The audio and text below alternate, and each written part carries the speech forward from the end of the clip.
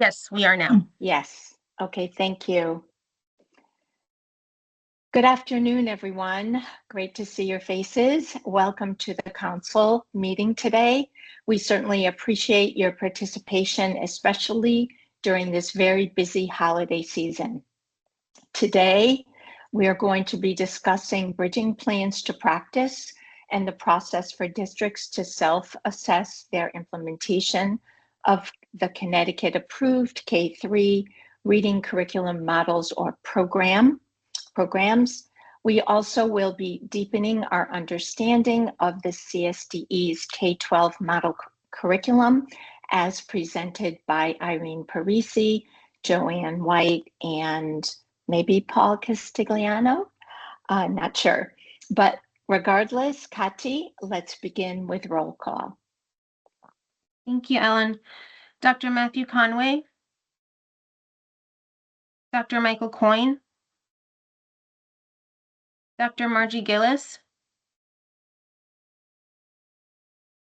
Here, sorry. Okay, thank you. Stephen Hernandez. Steve is here. Thank you. Dr. Melissa Hickey. Here. Dr.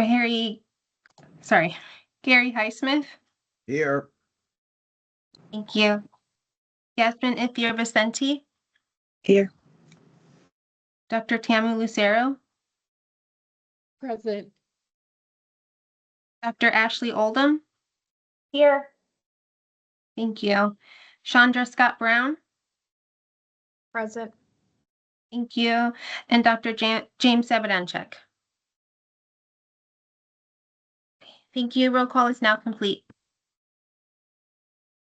Thank you, Kati. The next order of business is to accept the minutes from the council's meeting held October 14th, 2025. I know that Kati attached those minutes for your review previously. Do we have a motion to approve the minutes dated October 14th, 2025? I'll make a motion. Thank you, Dr. Gillis. Do we have a second to approve? Ashley's hand is up, and I'm not sure if she has a question or if Oh, she's no. firsting and I seconding. was trying to second. Yes, second. Okay. Sorry. Yes, thank you. Thank you. Either works for me, so I appreciate that. Discussion on the motion from the council.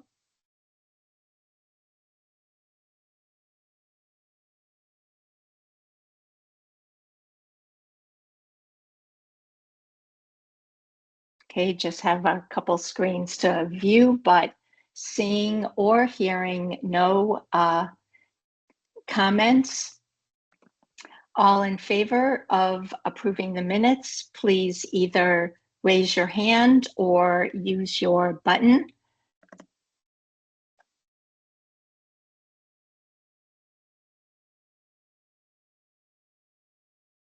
Okay, thank you. Any members opposed? Those of you who have a button open, please close it. Otherwise, Principal Scott Brown, you're good. Okay, awesome. Thank you so much. Seeing and hearing no objection, then the motion passes to approve. Kati, we're moving to the third item, council members' comments and insights. Are there any council members that have contacted you in advance? Hi, Ellen. No, I didn't have any council members that contacted. Okay, thank you so much. Then we're already here on agenda item 4, which is bridging plans to practice. And Dr. Hickey, would you like to walk us through this purposeful and helpful document? Sure. Thank you so very much. So while I'm pulling up the slides, we were having some technical issues, so I'm not able to show one slide at a time. When I do, it comes out very long and thin and funny looking. So hopefully you can see the slides from where you are. As you recall from our last meeting, thank you, Dr. Hughes, we talked about the mandated implementation review process. It is in statute that the center is responsible for providing these independent random reviews for the districts and the charter schools about the implementation of the approved Connecticut K-3 reading curriculum models and programs. We talked about last time, to ensure this fairness, it'll be random drawings of districts and charter schools. Then we started a conversation around what is this going to look like? And I shared with you 3 steps that we're very committed to doing. The first, of course, is to meet with the district or the charter school, the center staff, meeting with them. The second would be to conduct a self-assessment.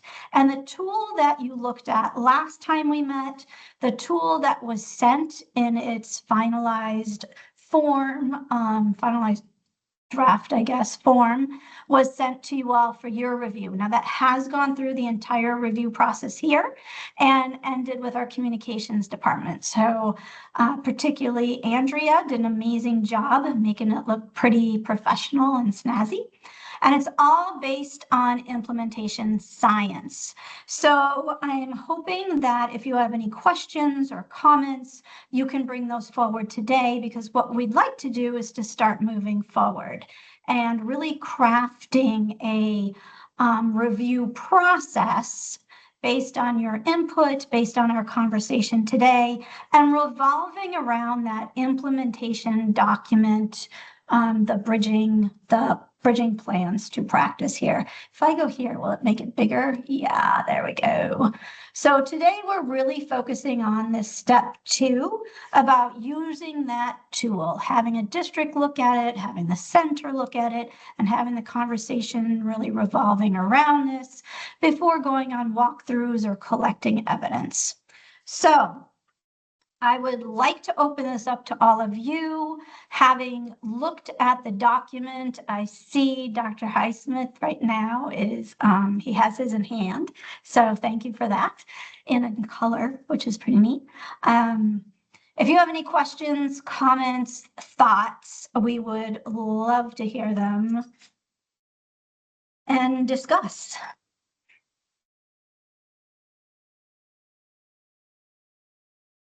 I'm just getting paper ready if you hear the rustling. This is really going to chart the course for those districts and charter schools moving forward. To me, this is like the cornerstone of the process. So it'll be a learning process for the district about implementation and all of the aspects that go into it. We've talked about this.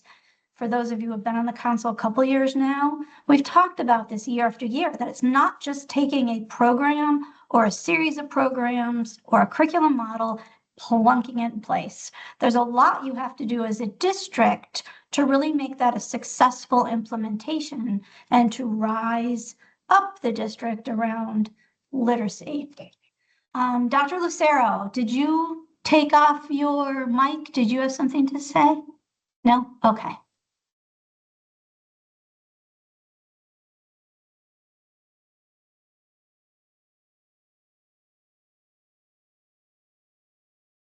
And you know what? I do have 2 screens here of people, but I think some people are visitors, yes, which we always appreciate. Thank you and welcome to those who are visiting today and listening in.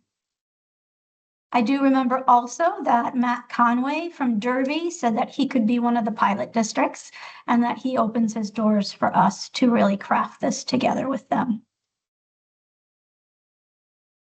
All right, I'm going to be quiet for 10 seconds.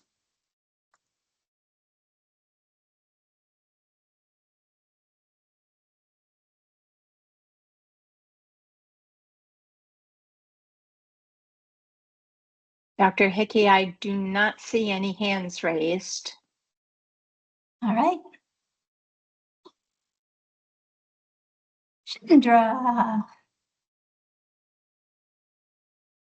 I was just trying to find the mic. When in reviewing this document, and looking at the 4 stages of implementation, I know the first one you spoke about is the meeting with the district. At that point, are districts going to then rate themselves on the 4 stages of implementation. And That is the based- intent. that is Yes. the intent. And then based on that, is there another rubric in which they are to assess themselves at those various stages? So great questions. Thank you. For right now, this is the pivotal document that has been created around that implementation process.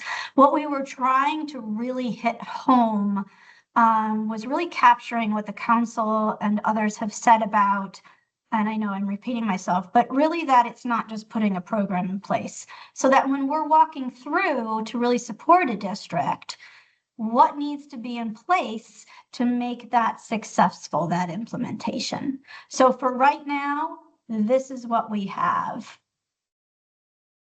I think as long as that is clearly communicated to districts that, the reality is we know the end goal is to have everyone at full implementation, but for whatever reason, the reality they may be somewhere along that continuum, and and the council's or the state's perspective is how do we help you cross to the next level or go through those different cycles. And then what does that mean at the school level for practitioners? Is it around teacher development? Is it around just other competencies? Is it programmatic? And if they had to respond that the reason why they're not further along is because based on whatever student data that they're looking at or implementation data that they've had to make some adjustments. So I think in order for everyone to really be reflective and, get to the point where we want everyone at full implementation and for districts to see increased student outcomes, we have to be responsive to where they are and how do we help them get to the next stage in a very collaborative way.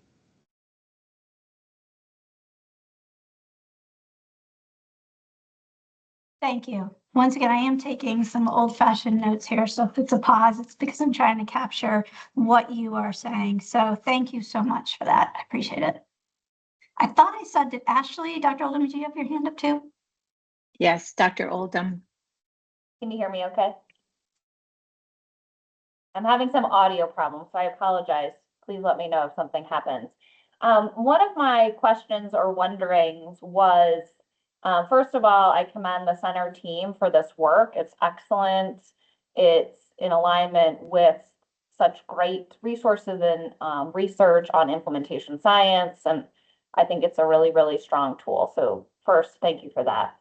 One of my questions was around, do we want to consider providing more guidance to teams around how to go about self-assessment, specifically to ensure that there's engagement of all team members, and that if there is differences of opinion on where you land, that there's some scaffolding around how do you make sure that there's equity and voice and place and space on how do you kind of determine where you are. I'm thinking back to implementing an older tool, the RTFI does some coaching for teams on how do you give everybody an opportunity to say, this is where I think we are and why, and how do you hear each other? And would it be helpful possibly to add a little guidance there on how do you ensure that your district leadership team is self-assessing in a way that allows for all voices to be heard? Because not everybody feels the same way about these things often. People will have differing opinions, and I think we want to let districts know that that's okay and that you can have a rich conversation. It's not like we land in this box and that's what's most important. It's mostly about dialogue and how do you land. So that was just one thing I was wondering about. I think that's amazing. I appreciate that. If you have certain idea of a certain tool or documents, would you mind just emailing those to me when you have an opportunity? Because even if it doesn't go in this document, it could definitely go into our process, which we have not yet completed. We wanted to get feedback on this first. And it could be part of the process too, after that initial meeting or during that initial meeting. This is what we suggest to ensure all voices are heard. Yeah, that's great. Thank you for that addition too. And it piggybacks off what Chandra was saying too, I believe, about that clear communication. What is the goal, that end goal? We're here to support, to help you get across. So thank you very much. Great. Anything else? Principal Scott Brown and Dr. Oldham, I think your comments are quite practical. And now I do see Superintendent Highsmith's hand raised. Hello. Hi.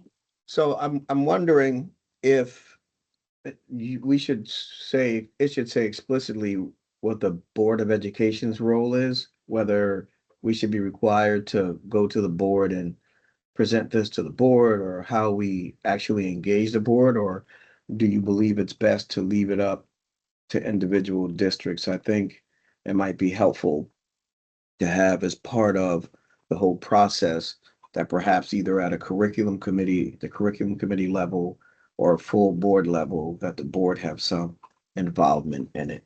Because they had to be involved when we were choosing programs. So it may be a good idea to have them involved at some point in this process as well.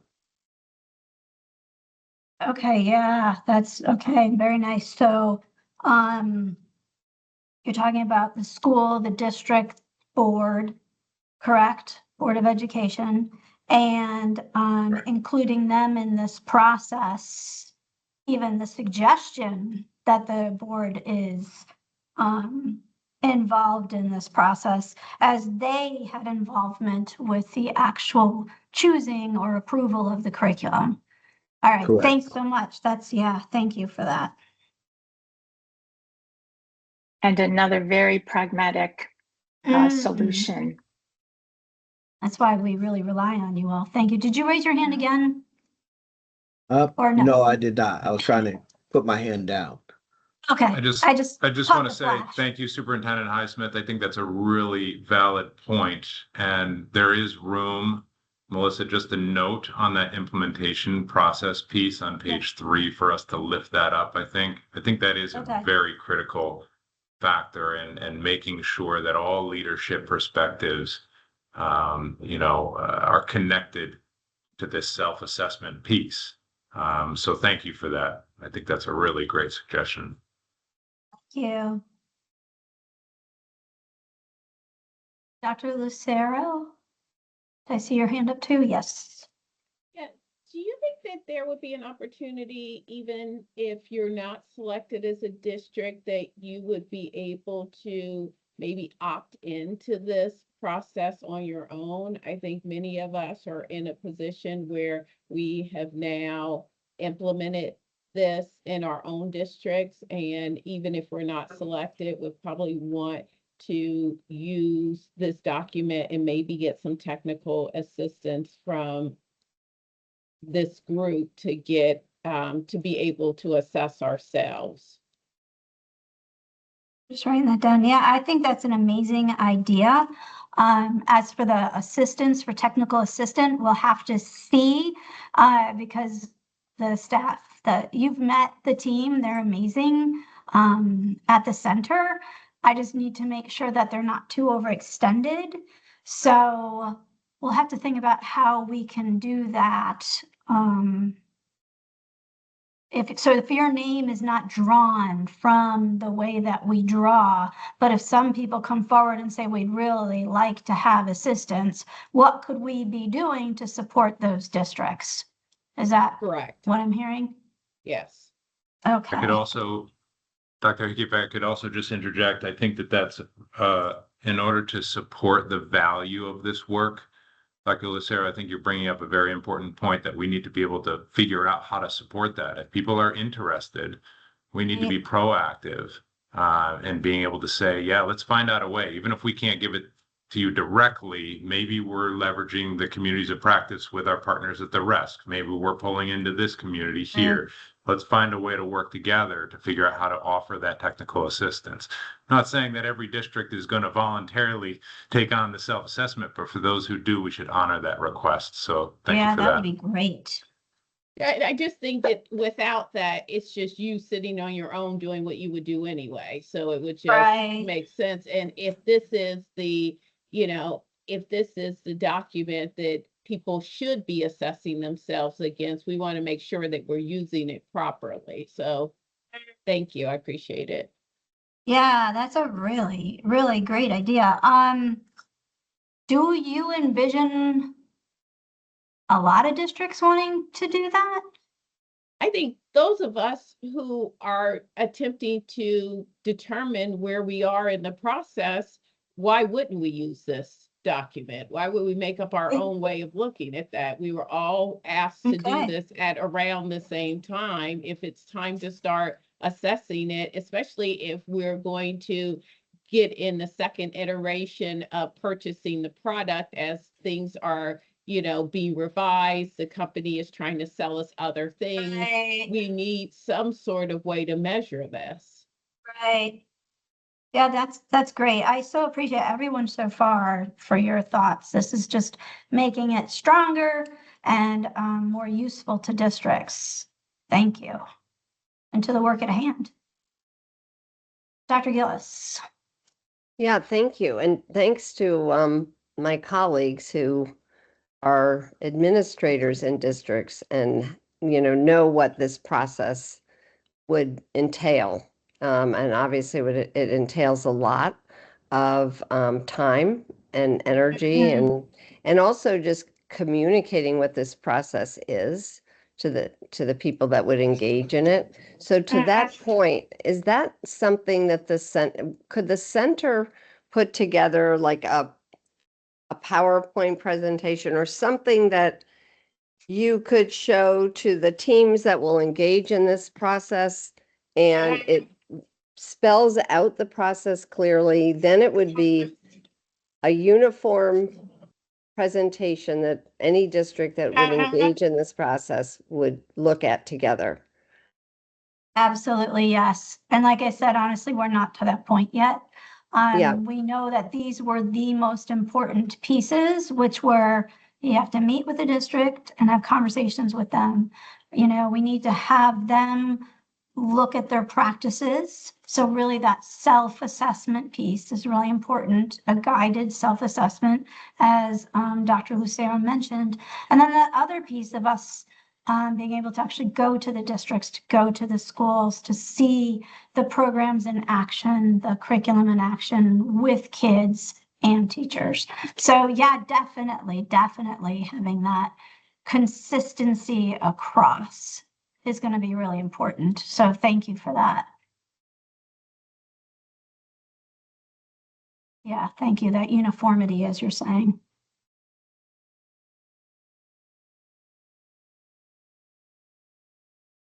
Superintendent Highsmith.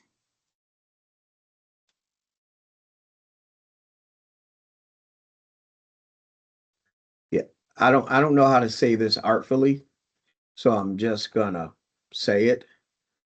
I think in every district, you're gonna have a continuum of implementation. Some are going to be very good, some may not be so good. I'm just wondering how we say to people, we don't want to just see all the ones that are very good. You want to try and see a continuum of implementation in these districts so that you can get some very valuable feedback from the people who are there watching. I just don't know how to say it artfully, but it is just the truth. Great idea. And we will find a way to say it artfully. Okay.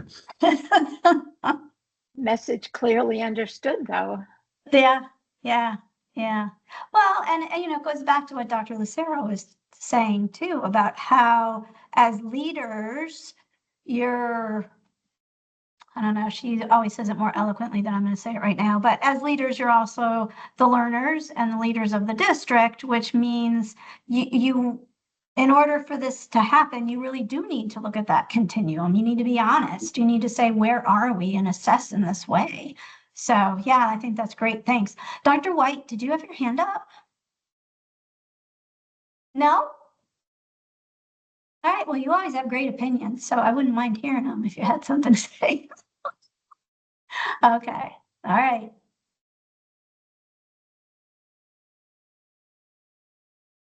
Yes. Dr. Hickey, I Mr. don't see any. Oh, yeah, we have Mr. Hernandez.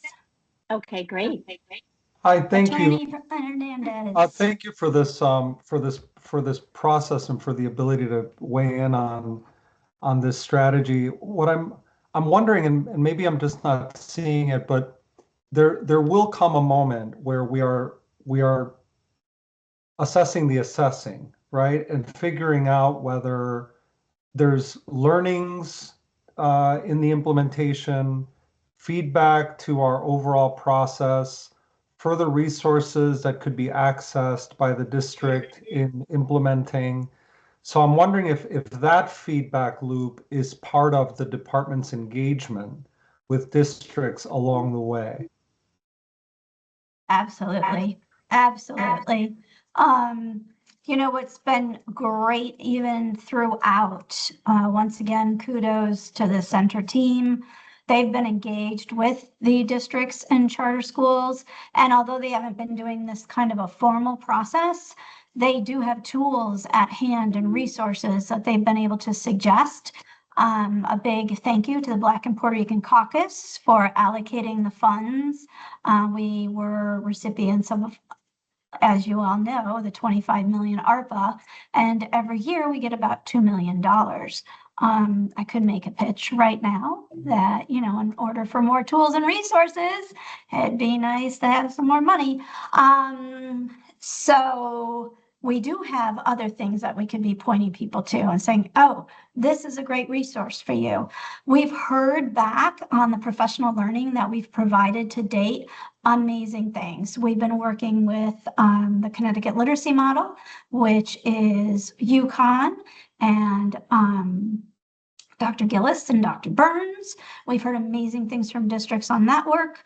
Also with TNTP, the districts who have been engaged in that work have been craving more. WestEd is another group as well. So not only our own resources, but turning to others who are so knowledgeable and use that research-based practices. Dr. Hughes. Thank you, Dr. He. I think what I'm also hearing is an opportunity for kind of that double loop learning, right? This is the way for us to kind of pay attention across the system, right, of needs and communicate them. So what we learn from districts' own learning, we can scale, aggregate, and communicate out to better enhance the entire system of literacy across the state. So saw your hand go up like that, so I think I hit that piece. But that is a very important consideration, how we'll aggregate the data that we're gathering in our work with communities. I will say kudos to Dr. Hickey's leadership in the center. A lot of this does not only derive from implementation science, but also the success of the communities of practice that were in existence. So a lot of that learning and dialogue and support for implementation kind of was the impetus for a lot of this type of self-assessment and implementation support process that we thought was of more valuable or of more value to districts to take part in. So thank you. Yeah.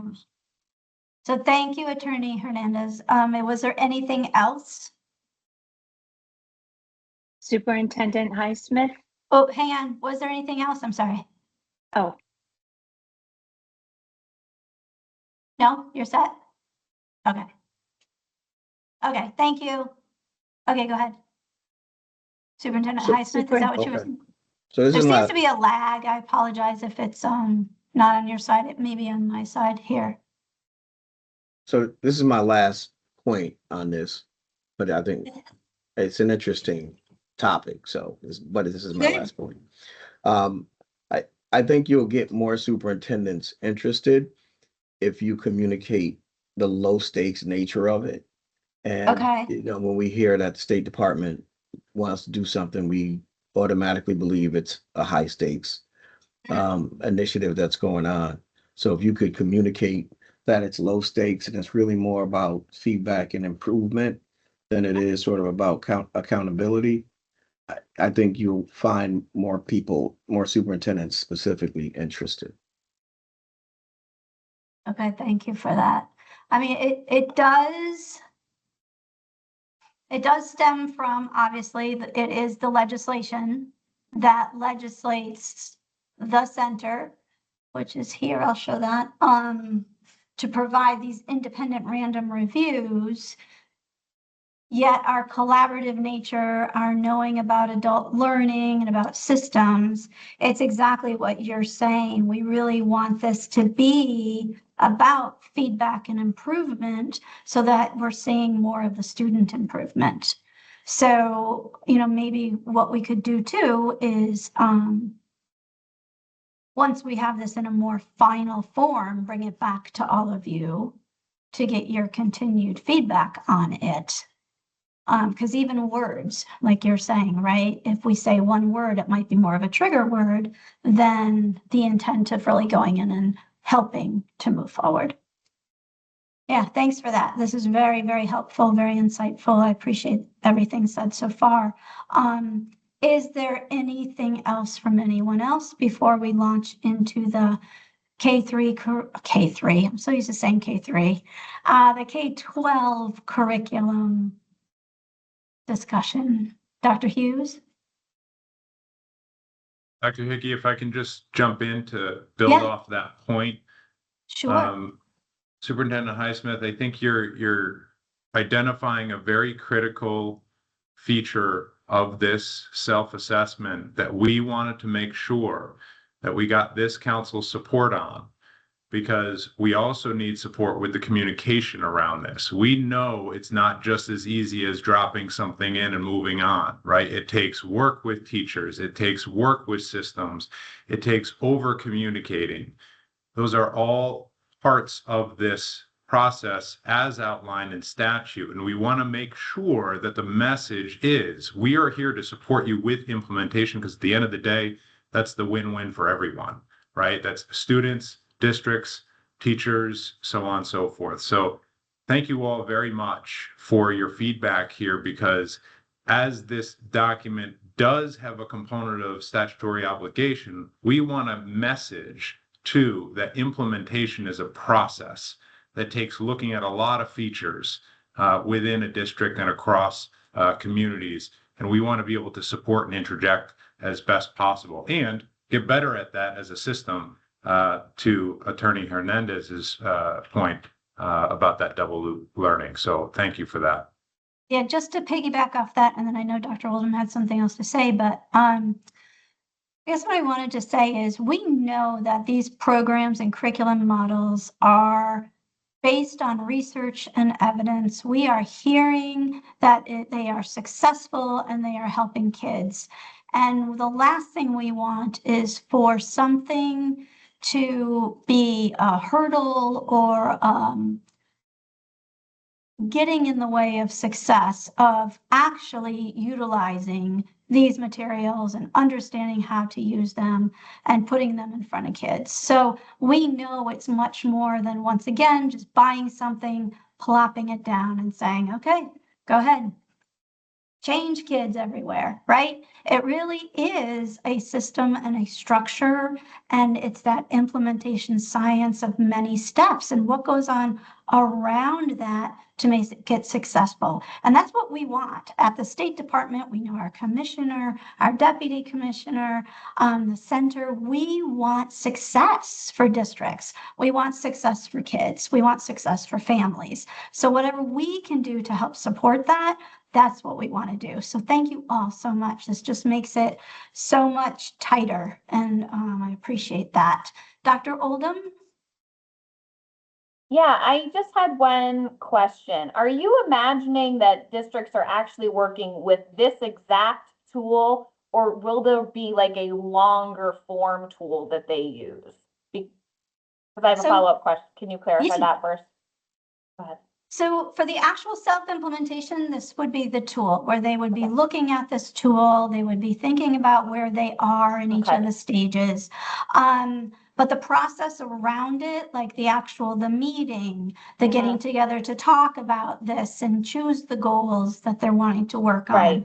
What are we going to be looking for in the walkthroughs? You know, we don't want to just walk through. We Okay. want it to be very purposeful. Sure. So all of that will be forthcoming, but the very first step was to get your feedback around this, that input, That's that helpful. self-assessment. Yeah. Yeah. So one of my questions and a wondering is, so, oh no, something is dinging What? on my computer. Ah, We can see you and still hear you, sorry, so that you're was okay. terrifying. My computer started ringing through something. Anyhow, my question is, my wondering is the notes box big enough? Because I think part of the process is, I'm wondering, I'm not a graphic designer, do you almost want like a box under each section where you say evidence or questions or wonderings? Because, you know, this is, you know, we always say it's like we're in the weeds with this stuff in implementation science. There's a lot of questions. There's things that are partial and things we're wondering about. And I'm wondering if the notes being like a skinny small communicates that we actually care most about you just kind of plunking a check, which I know that's not what anybody cares about, is we want you to use that to really query. So I'm just wondering if that would be a visual scaffold to capturing more of the discourse around this. Just wondering.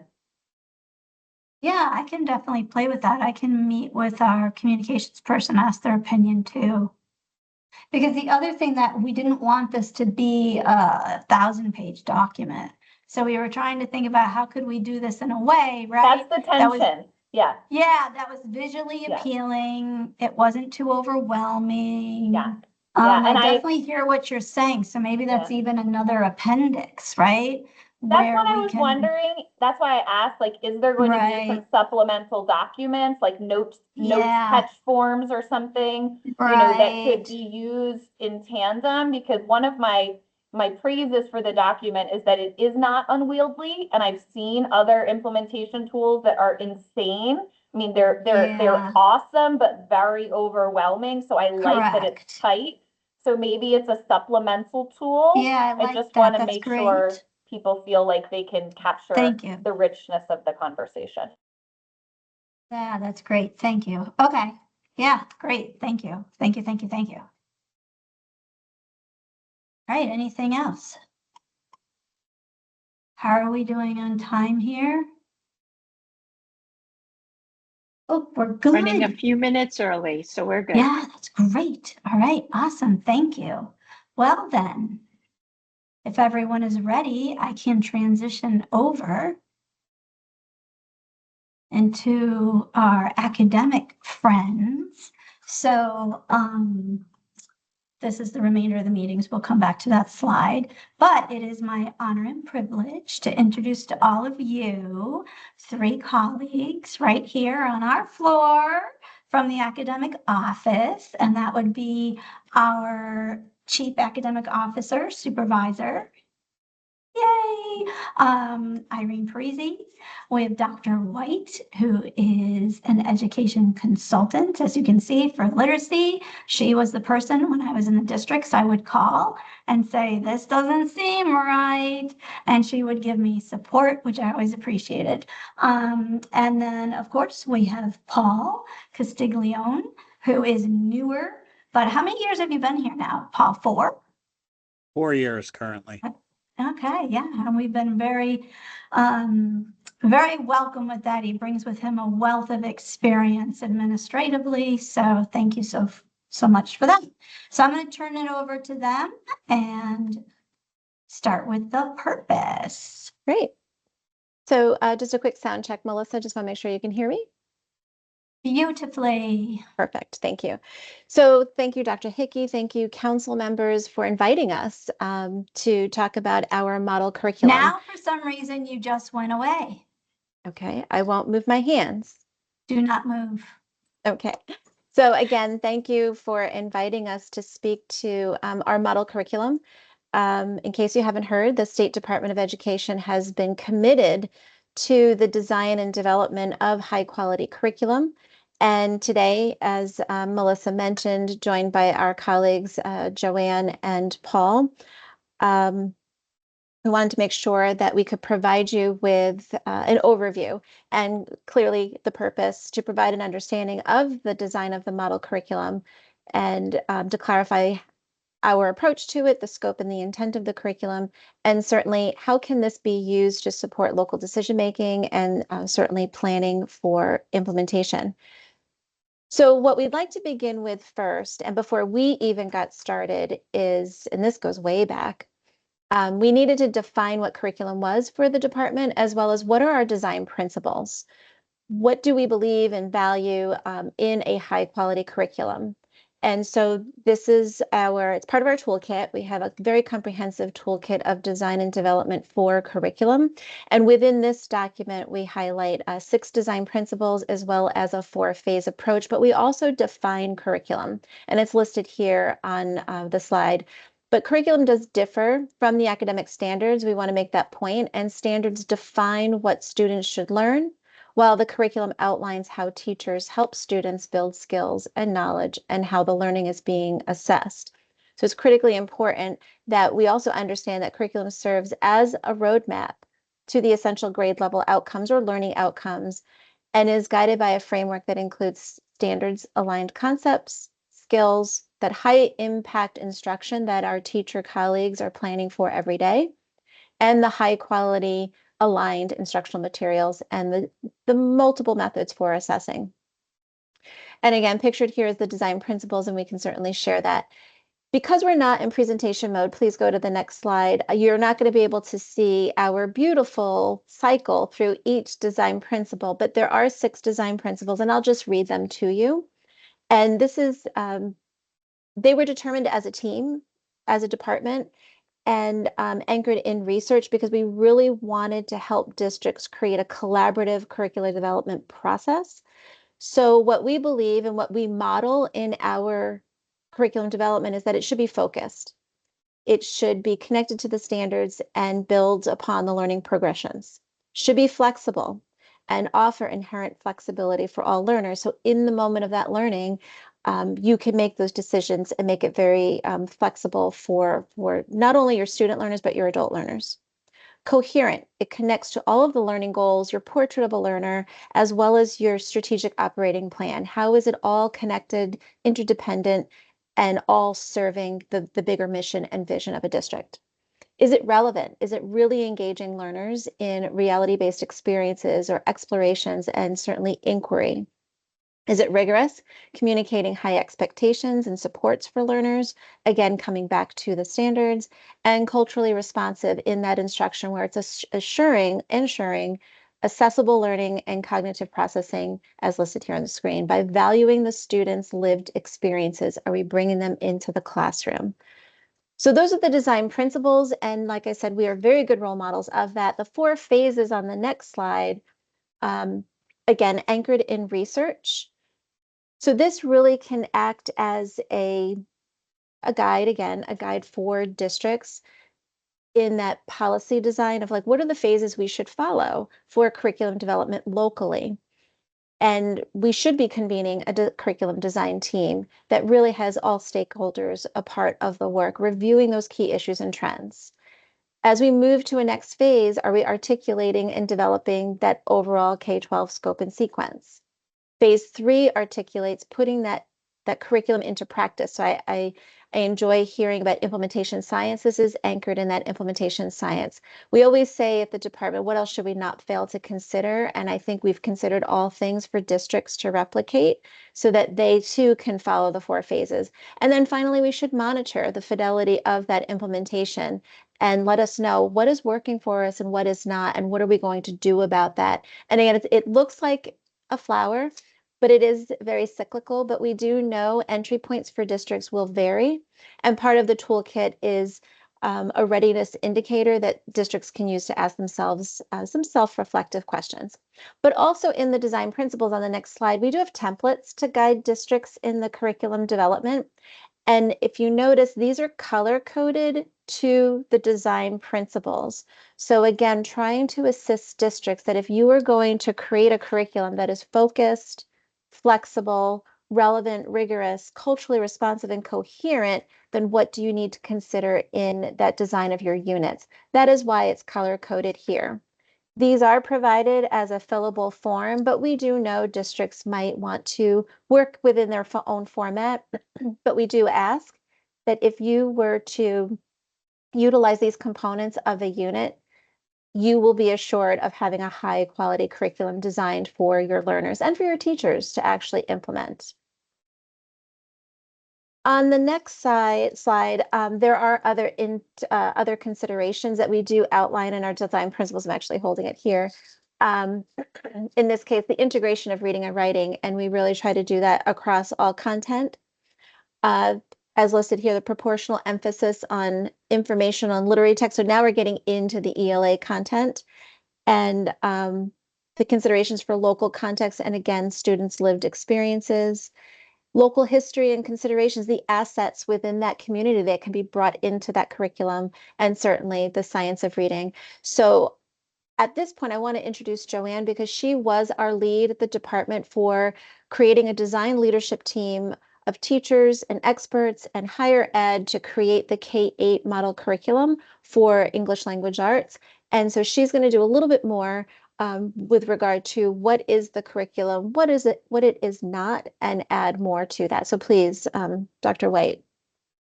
Thank you, Irene. Doing a sound check. Are you able to hear me okay? All right, thank you. So as you know, our model curricula, next slide, we covered K-8 for ELA. High school is actually being created as we speak. But as you know, for today's purpose, we're focused on K-3. During the design phase of the curriculum, which Irene very eloquently explained, we aimed to provide a central roadmap, as was mentioned, for what students should know and be able to do by the end of each grade, K-3 inclusive.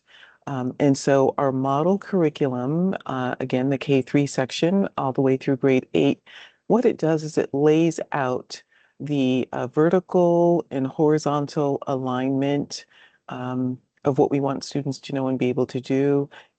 It's very tightly aligned to the priority standards. We also have supporting standards that connect to or enhance the priority standards and a document to explain all of that.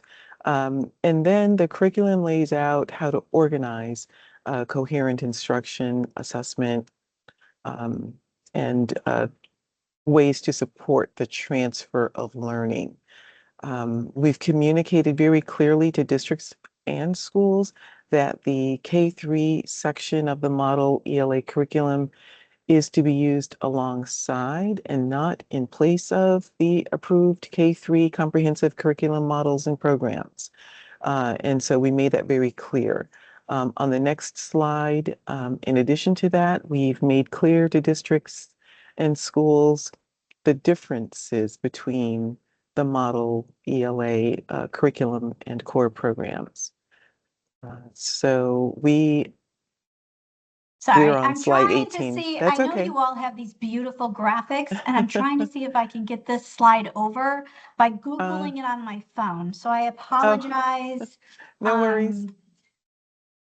No worries. Trying to get it. I feel very badly it's not working. That's okay. That's okay. Okay. All right. So we really have worked to make it clear to districts and schools the difference between the model ELA curriculum and the core programs. You know, as we mentioned, the model ELA curriculum provides the big picture connections, right, for teaching and learning. The essential questions, the lifelong skills, what we want students to go away with from one grade to another. The model curriculum provides a roadmap for coherence, as I mentioned, within and across the grade levels. And so what we're talking about with the curriculum is the need to address the learning that should happen over time, right? The skills that endure over time connected to the standards. We can think of the model ELA curriculum as a detailed roadmap, and Irene again mentioned that term roadmap, right? Because we want to ensure that all students achieve the desired learning outcomes and crossover application and skills and knowledge, right? So it's using the skills and knowledge obtained within a grade level in other areas, specifically other content areas, and of course, as it relates to lifelong learning. So then the high quality standards and aligned instructional materials are gathered to use in order to implement the curriculum. The instructional materials, of course, and this is addressed in the handbook that Irene mentioned at the start of the presentation. We know that instructional materials, thank you, come in various forms, including textbooks, digital content, lesson plans, assessments, and other resources. But we want to be sure, and of course, Connecticut has done a good job with the K-3 instructional materials. We want to ensure that they are of high quality and that the materials support multilingual learners as well as special education students, offers opportunities to differentiate instruction. And so that is essential as it relates to the high quality instructional materials. I have to say I was part of that team to review the materials. Slide 19, Melissa. You know, it was an arduous task, but we wanted to be sure that we selected materials that were of the best quality to support learning. So on slide 19, we're Can you talking see about, that? Can everyone see yes, that? yes. Yes. Okay. Here we're talking about, you know, how do we use the model curriculum? And so in our design principles handbook, which Irene shared, held up previously, it talks about how you do that. But we have a collection of tools, right? It's called the Curriculum Toolkit. And it helps districts and schools understand or assess where they are in this process of curriculum for ELA and curriculum development. So how do you use the model units? Full implementation, of course, is one way to go. You look at the materials, and Paul's going to share how to access the materials. You look at those, the model curriculum materials, and then you pull folks together to figure out how we're going to implement, right? Understanding what each section offers, and then making decisions about what needs to happen in order to implement. Perhaps the materials will be used to evaluate, you know, take stock of where we are in the curriculum development process. If I'm a district where we've developed a curriculum, we may want to sort of do some benchmarking. Let's assess and make sure that we have horizontally and vertically placed standards in the appropriate units, and that the learning and the progression of learning is seamless within and across grade levels. Perhaps we're going to supplement. So we've done an evaluation, our curriculum is missing, we have some areas, we have some gaps. The coherence is not as tight as we want it to be. And so we're going to supplement. And supplement looks different based on where you are in this process. Supplement could be, we're going to rearrange our standards to align with the model curriculum. Or it could be that we need to include some additional assessments. We didn't think about including the interim benchmark assessments, for example, in this specific way as it relates, you know, to grade 3. So there are different ways that can happen. And of course, we provide guidance for that. On the next slide, you'll see that we have questions and answers, such as, can I modify the units? How do I use the units? Where are they housed? How do I access? And so Paul is going to take it from here and talk about aspects of accessing the materials. Thank you, Dr. White. First, I'd like to thank the council for the opportunity to share with you Go Open CT, Connecticut's public digital library for open educational resources. 4 years ago, we became an open educational state, and the purpose of this was to give everybody equal access to our curriculum. Irene spoke about the foundation of the curriculum, and Dr. White and her team developed the curriculum. And my role was to give access to everybody, anytime, anywhere. So we created Go Open CT, which is a microsite of OER Commons. And as you'll see on the left-hand side, there's a button in the middle, that green button, which is our K-12 model curriculum. And that is where you would access our 9 model curriculums that we currently have on Go Open CT. On the right-hand side, Dr. White was talking about some supports that we have for teachers. We've done is we've created quick start guides for every single curriculum that we've created. This guide has a pictorial representations on how you access the course on Go Open. And then on the opposite side of the quick start guide, we have frequently asked questions so the user can look at those questions and hopefully get the answers. And if they don't have the answers to their questions, they know who they can reach out to. Dr. Hickey, can you go to the next slide? Once you go into Go Open, what you will see is on the left-hand side, you will see our model curriculum. So currently we're showing 6 in this slide, but we do currently have 9 model curriculums. As you'll see in the bottom on the middle, it's our CSDE K model English Language Arts curriculum. And when you open that up, what you will notice on the right-hand side of this slide, you will see grades K through 8. And once you select one of those grades, you will be inside that curriculum. And that curriculum was developed by the foundation of the design principles. And those were some of the templates that Irene was sharing with the council. And they all look the same. So teachers aren't code switching and they have equal access to those curriculums.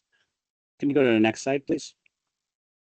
So for resources for implementation, one of the things that was super important is no matter what the user was that came to our curriculum, we've created a quick start guide. For the ELA curriculum, we created an implementation webinar. Dr. White will talk about that a little bit. We've also had an alignment guidance document of high quality instructional materials. We also have a resource library, on-demand resources. And Irene, I saw your hand was up. Did you want to jump in for a second? No? Okay. And then okay. And then also, we've also currently created a curriculum teacher fellowship. So these are the resources that are out there to help and support teachers as they're implementing the ELA curriculum. I believe I'm going to pass it back over to Dr. White, and she's going to talk a little bit more about implementation. Correct. But Irene, did you have something that you wanted to add? Well, just that we've given a lot of information and we are giving you like static images of the curriculum. It does look very much more interactive once you're in the system. So I just wanted to let everyone know that we're not flying out to the Go Open site as of yet, but if that's something the council wants to see, we can certainly do that at the close of our conversation here or demonstration. So please, Joanne, proceed. All right. Thanks, Irene. So as Paul mentioned, we have a variety of resources, which can be overwhelming because we just keep creating them because people are asking for different resources. This is an example of one of our quick start guides. And you can see that while there is a general quick start guide for grades K-8 for ELA, this one is specifically designed for K-3. So it's an additional guidance document that is specific to supporting the implementation of the K-3 portion of the model curriculum. On the next slide, in addition, we developed an on-demand webinar that Paul talks about. So Paul is featured in this webinar and really dives in to show exactly where the materials are warehoused, how to access the materials, and he does a great job of explaining the steps for accessing many of the resources. So on the next slide, you'll see that we have programs listed here. These are a portion, some of the approved programs. So what we did here is we reached out to the vendors who were on Connecticut's approved list of K-3 programs and model curriculums, and we asked them, you know, would you take a look at our model curriculum for grades K-3? Actually, we did it for K-8. And would you, in a document which we provided, organized and provided, show us how your materials align with the priority standards, supporting standards, overarching standards as they are placed in our K-3 units? And also, we asked for them to highlight supports for English learners, multilingual learners, special education students, how they provide differentiated instruction, and also to highlight the culturally relevant pedagogy elements in the instructional materials. So we asked them to highlight all of those areas. We'll do this again because we know that different iterations are published over time, revisions are made. You can see that we have the current editions, but as new editions are published, we certainly want these publishers to take a look at their materials and then determine how their materials are aligned to the K-3 model curriculum. On slide 27, I wanted to just highlight the resource library. The resource library has some additional documents related to K-3 and K-8, in particular instruction and curriculum development. We wanted to provide these additional materials in an effort to answer some questions that were asked of us and also to provide some clarifying information. So this is just an example of one of the additional resources. On the next page, you'll see another example of a resource. If you could go back one, okay, so on this page, you can see that in Go Open, the resource library is on the right-hand side. You can see all the materials that are listed there for additional resources. And if you'll click one more time, we'll just show one of the resources. Go back one. Okay, and then click one, stop here. So this is one of the resources. This document was created by Centuron Instruction, and what it does is provide the prerequisite skills for all of the foundational skills, grades K through 5, actually. This is a great resource for instruction also and planning lessons. So next, Irene will share some additional resources and what you already have found out, our exciting initiative related to our curriculum development work. Thank you, Joanne and Paul.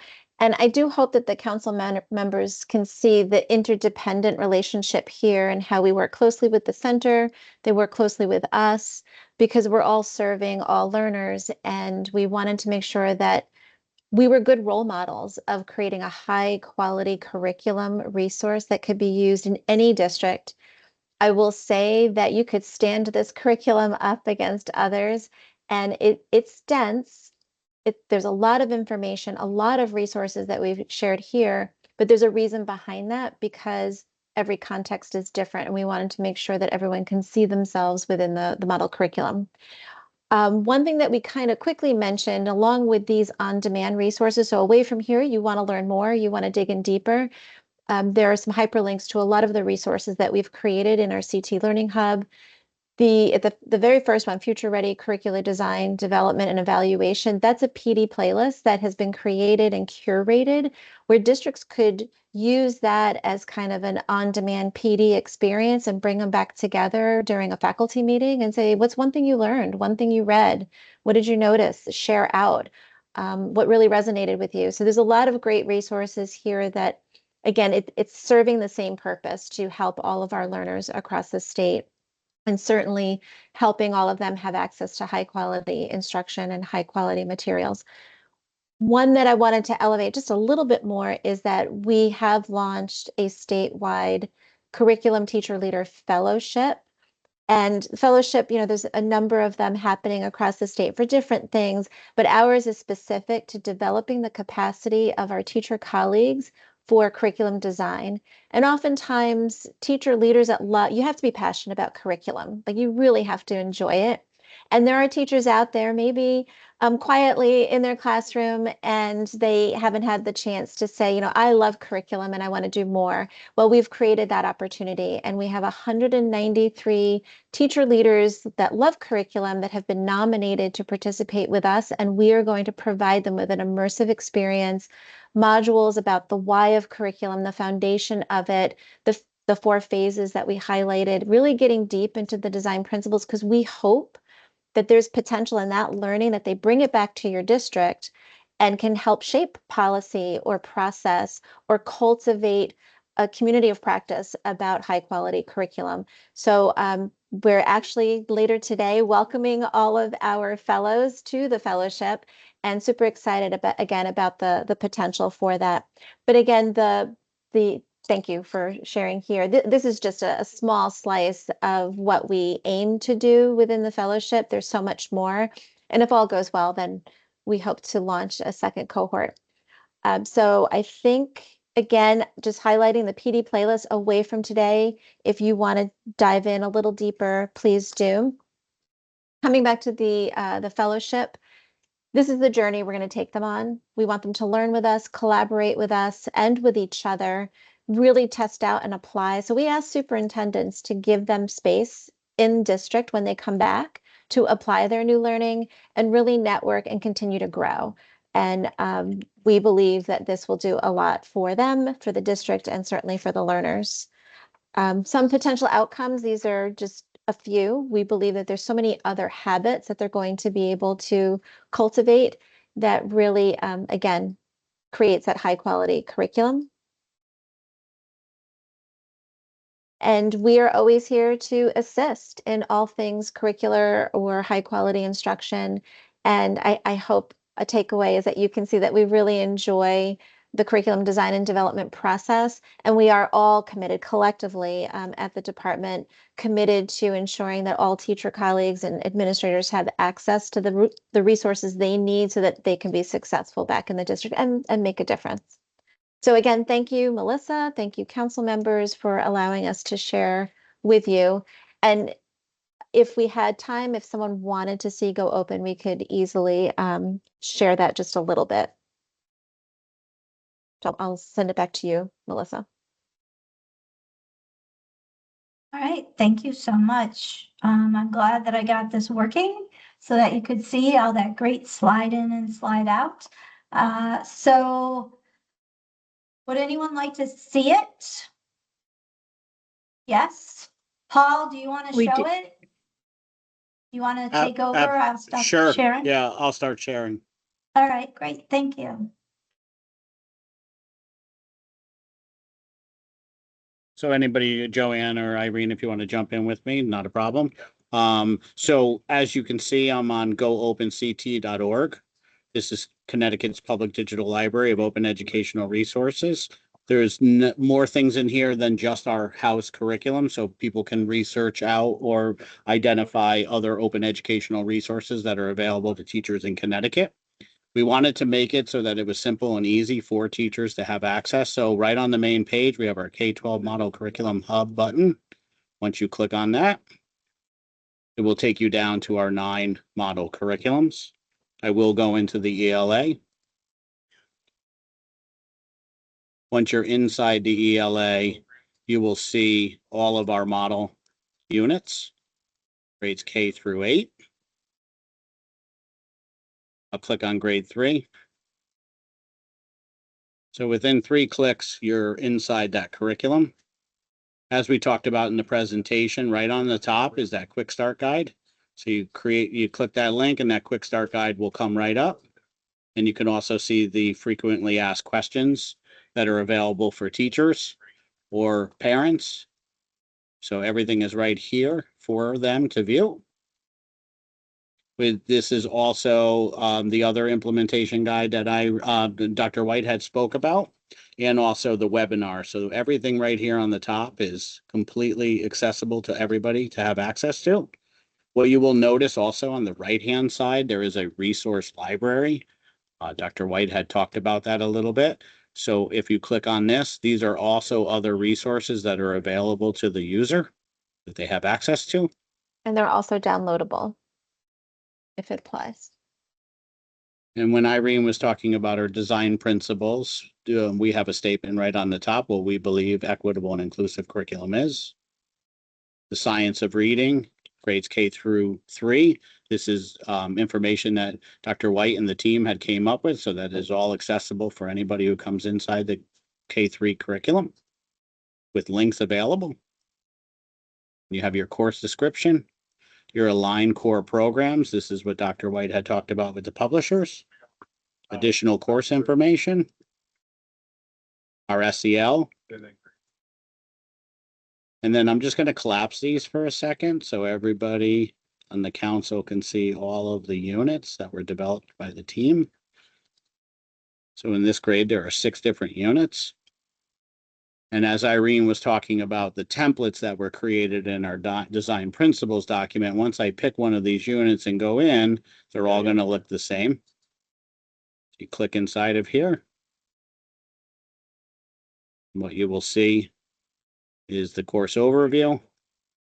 And then we will start to go through the components that are inside of our curriculum. We have our relevant standards, examples and explanations, our alignment to the vision or the portrait of the graduate. We have our essential questions and enduring understandings, what students will know and what students will do. As I continue to scroll, we have a demonstration of learning section. We have our unit-specific vocabulary and terminology. Once Paul, again, can we Yes, pause there for a absolutely. moment? Because I think Please. an important piece here, which hasn't been done before, but with the specific vocabulary, there are certain words that have an asterisk next to it because Joanne has done the research with the design team to say that those are the words that will be assessed through the Smarter Balance assessment. So again, highlighting that as a resource for teachers. And I think that's an important feature that we've provided. And I'll jump in. I'll take this opportunity just to clarify that the reading and writing were integrated. That was one thing that the design leadership team emphasized, is that the reading and writing should be integrated instead of having separate units for writing, separate units for the reading. And so with that in mind, as Paul scrolls through, you can see there is a lot of information here. Some work has to happen with these units, right? We are communicating to districts that based on your local context, additional information would need to be provided for teachers in order to ensure that it incorporates, the local context of a district.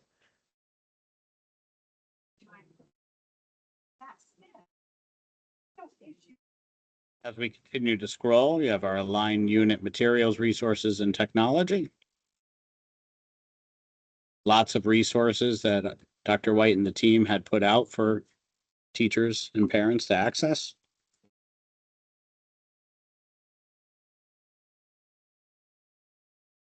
Opportunities for interdisciplinary connections. Opportunities for application of learning. Critical consciousness and diversity and equity. And supports for our English learner, multilingual learners. Just going to scroll back up. So all of these units, as the user goes in, they all look the same. Obviously, there is different content in each unit, but this allows the teachers, as they're going through, that they're not switching. So this is all based on our template that the team had created. We are constantly working, Joanne and myself, and making sure that the content is consistently updated. What's nice about this is this lives live. So if a link goes down, we can make the change and it's instantly back up again. So it's not like back in the day where you had to download a PDF, make the changes and then repost it.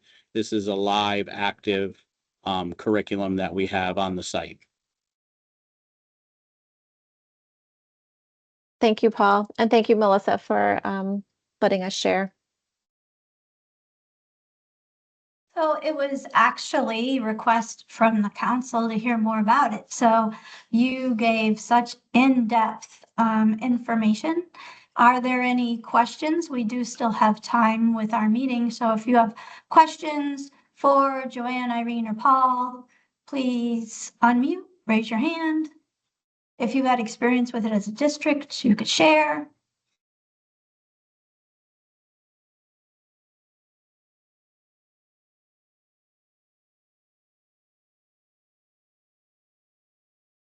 I think you're so thorough that no one has questions at this time. Huh? Oh, Dr. Hughes. Thank you, Dr. Hickey.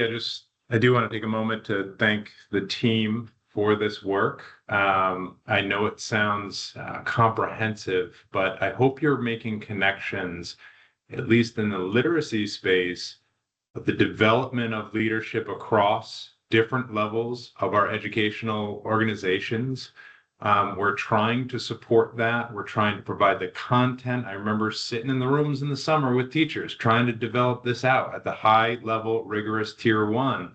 And this team has done that lift. So we're hopeful to support the educators with the capacity and provide the tools necessary to then bring that to the district in any way, shape, or form, and use those other implementation tools to draw the connections as a district together. So I hope you're making those connections. Certainly this is in the literacy space, but it can be leveraged across other areas that the team has developed out for curriculum. So thank you to the team for not only your expertise in development, but also for the sharing here today, because this is one of the pieces that doesn't get as much attention out there, I think, in many cases, but can be critically important on the day-to-day in supporting our students move forward with access to high quality instruction and materials. So just wanted to take the opportunity.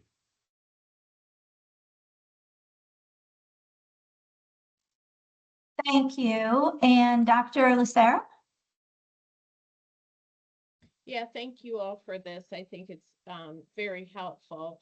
I have a couple questions. One, the different companies that you reach out to sort of, I think it's an excellent idea to look at the model curriculum and to create resources that would be specific to the resources that were purchased by different districts.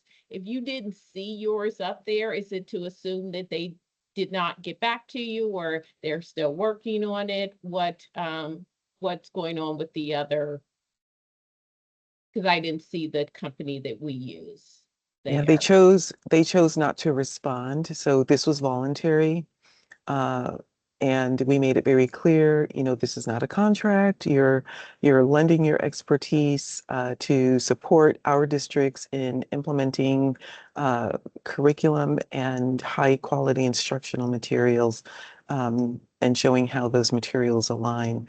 So if they didn't respond, we sent another inquiry. So after the second inquiry, if they didn't respond, then we just presumed they were not interested in creating the document. I wonder if we, as the people who would be buying more materials for them, could leverage at least in a district that is my size level, leverage our sort of ability to say that we think it's very disappointing that they would not participate in something like this that I would deem very helpful. And so I would be happy to, at least for my position, and I do think some of my colleagues would do it for others that did not respond to you, might be willing to reach out to see if we might be able to help with that. Sure, I'll turn it over to Irene, but from my 2 cents, with CSD out of that loop, you certainly have the right to reach out on your district's behalf, Irene. Oh, I wouldn't say it was us doing it alone. I think we should be doing it together. I don't know Together. that you should leave me out there to try to figure this out. I think it makes sense that we spend time together saying that, listen, I'm willing to be a part of this because I think it's important. Yeah. Sure. Irene? Agreed, yes, and we can connect with Melissa too. I think it's a great idea. It's a simple template, and all they have to do Right. is just do their alignment we populate it with our units. So I think we can make it happen, and yeah, we can certainly follow up offline on how to do that so that we have a full list of the alignment documents, because they've proven to be very helpful, not only in ELA, but we did it for mathematics as well. No, And I it was think very would be helpful. perfect. Yeah, I great. think it would be very helpful. And we're all spending a lot of dollars with these companies. So I think they Mm. should be willing to do this also. Mhm. My point, I think it's a great idea. I'm with you on that. The delicate dance is in working with the companies, because even reaching out for this voluntary opportunity, half of the companies saw this as establishing a contract with the CSDE. And so that's why I made that comment, but certainly, as Irene mentioned, we can talk about the best process along with Dr. Hickey for doing this and making that inquiry. Absolutely. I kid you not, I received what looked like proposals with pricing. And I said, well, this is not what we're doing. We'd like you to volunteer to create this document. And by the way, it's a lengthy document. It's a lot of work on the part of the company, but to your point, Connecticut spends a lot of dollars with these vendors, so we hear you. The second question that I have, or just thought, is I know that the universities are trying to do their best in terms of preparing teachers, but I don't know if we've spent some time with the universities that are preparing our administrators to start to look at documents like this as part of their programs. I know I teach at Fairfield and at Sacred Heart, and I do think that if they knew these were available as they're developing their next iteration of their curriculum and their expectations of their graduates, I do think it would be important that every principal, whether they K-12, should have some understanding of how reading works and what resources are available and how they need to be supporting their teachers. So I don't know if there's any thought of hosting something for the universities.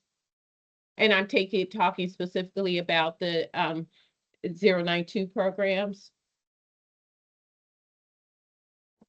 I was respectfully waiting for Dr. Hughes if he wanted to jump in first. So Dr. Lucero, thank you very much. That has been a very important conversation that we've been having more recently, and I'll let Irene fill in the details, but I think I'm also hearing you say that may benefit you as a superintendent in the support for your teams to have this requisite knowledge. So it's not just you bringing this or CSD bringing it, but now your team has foundational knowledge around this through a preparation program that now you can advance the work even further. But yes, I think that is a critical factor of being able to support those preparation programs. Irene, do you want to talk a little bit about the work that we've started to do there, or other anecdotes? Sure. So we do try to meet with the deans of the colleges and universities to share for EPP, but yes, this is another avenue. We do get to speak to classes that have 092 or even 093 programs, but that might be specific to the instructor. So how do we get that out there across the whole college and university? Because Ajit and I were just out at a university and sharing for an 093 program. And in some cases, they say, no, we haven't seen these resources before and how valuable they are. So we have to go to scale, right? And we have to just figure that out. And we're talking through that. So I just might be knocking on your door, Dr. Lucero, Professor Lucero, because we do need to do more of that because the resources are here. They have been vetted.